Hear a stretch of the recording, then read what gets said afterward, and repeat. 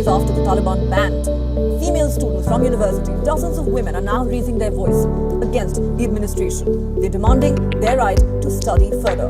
A group of defiant women marched near Kabul University, chanting either everyone or no one and one for all.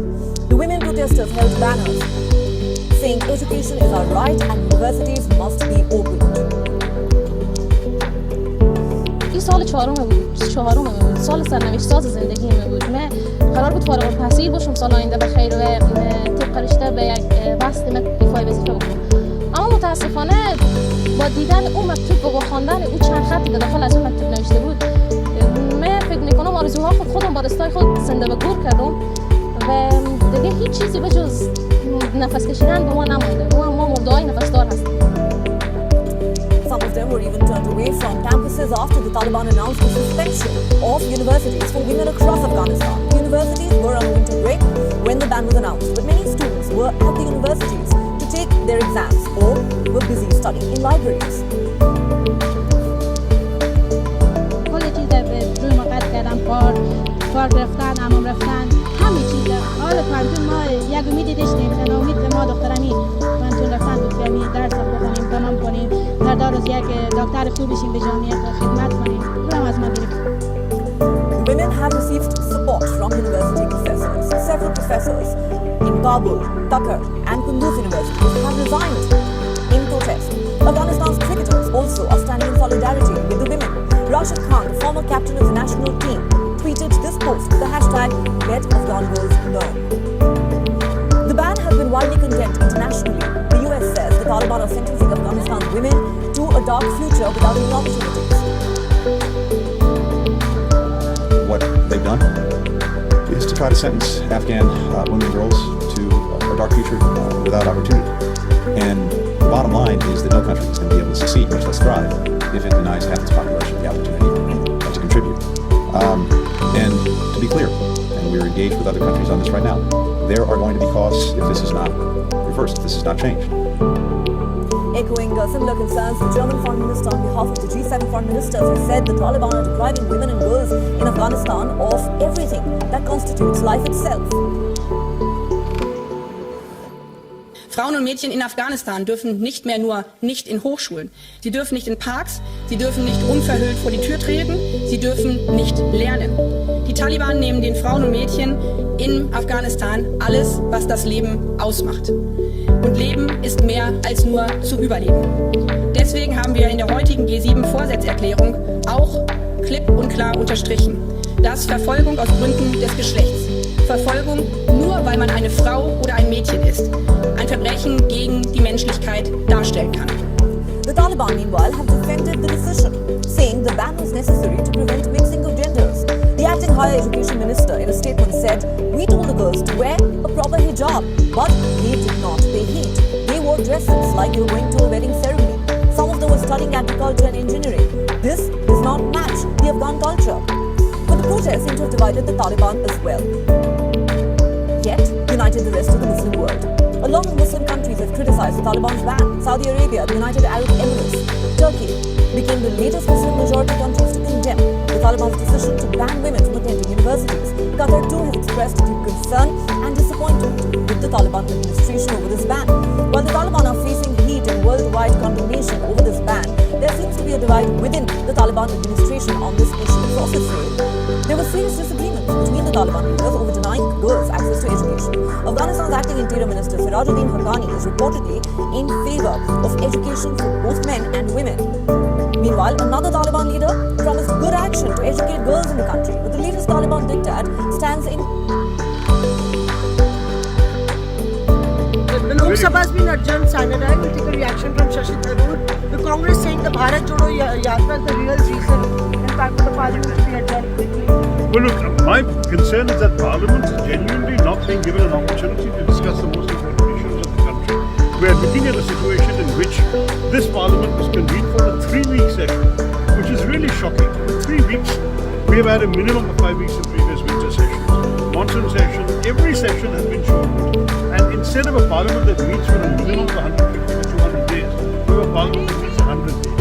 Is this reasonable? feasible? Is this how the people's business should be done in our country? I think it's dismaying that the government doesn't take Parliament seriously as a forum to discuss serious issues confronting the nation.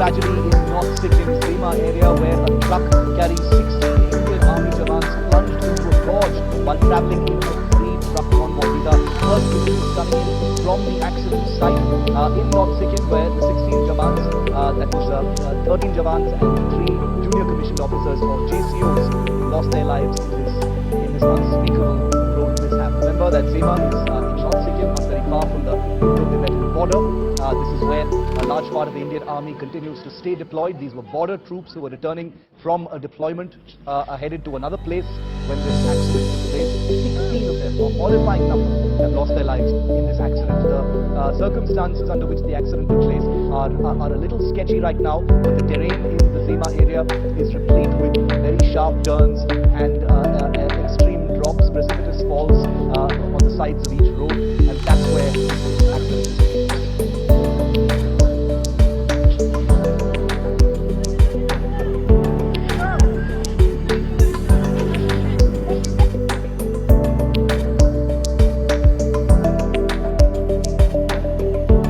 North Korea has denied sending munitions to the Wagner Group after Washington claimed the Russian mercenary group had taken arms from Pyongyang. National Security Council spokesperson John Kirby said that in November, North Korea delivered infantry, rockets and missiles into Russia for use by Wagner. Adding concerns of similar future shipments, Kirby said that the action stands in direct violation of the United Nations Security Council resolutions and that it would announce further sanctions on Wagner. Both the Wagner Group and North Korea, as we mentioned, have denied these claims. The development comes as the United States raised alarm over the mercenary group's increasing involvement in the war, especially the Donbass region, and is now spending over $100 million a month on the ongoing war. Kirby said that Russian military has on several occasions worked on the Wagner's commands. Meanwhile, the United Kingdom recently claimed that fighters from the mercenary group have ballooned from 1,000 to nearly 20,000 in Ukraine. British Foreign Secretary James Cleverly said that the fact that Putin is turning to North Korea for help is a sign of Russia's desperation and isolation. The Wagner Group is believed to have first gone into action during Russia's annexation of Crimea in 2014. The group's owner is the oligarch Yevgeny Prigozhin, also known as Putin's chef. This is because he rose to ranks from being a caterer for the Kremlin to being the chief of one of the most dreaded groups. The group has also been active recently in Syria and African countries and has repeatedly been accused of war crimes and human rights abuses. Lieutenant Colonel Daniel L. Davis is a senior fellow and military expert for defense priorities. Daniel, thanks very much for staying on. What could have necessitated the United States to claim that North Korea has applied weapons to Russia's Wagner Group? What's the connection? Yeah, I think that probably what they're doing is just trying to put pressure globally on Russia to try to in some way shame them or so, to if there's any way that they can reduce that, perhaps if they think that by making this public that North Korea will stop shipments to it. But look, I don't think that's going to happen. This is just, Russia doing whatever it can to get weapons, just like Ukraine's doing. I mean, honestly, we've got the United States is given, close to $100 billion. You have 50 nations, helping Ukraine. So it's not surprising at all that Russia is also trying to get help from some of its, allies or friends.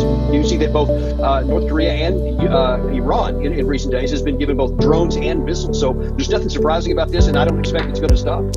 But why is the US and United Kingdom alarmed by the presence of Russia's Wagner mercenaries in North Africa especially? There was a lot of hue and cry over that recently, and Russia seems to be expanding their influence in Africa. Yeah, and I think that's really the heart of what the problem is, that because the Wagner Group has expanded its operations into, not just within the Ukraine war, but also in Africa and in the Middle East. And I think that there's some alarm in the West because they see the Wagner Group is becoming more professional and more effective. And I don't think that they want to see, the West doesn't want to see their capabilities expand, especially around the world. They'd like to see that contained, and I think that they're concerned about it. I've been talking to Lieutenant Colonel Daniel L. Davis, who's a senior fellow and a military expert for defense priorities. Thank you very much for giving us time today.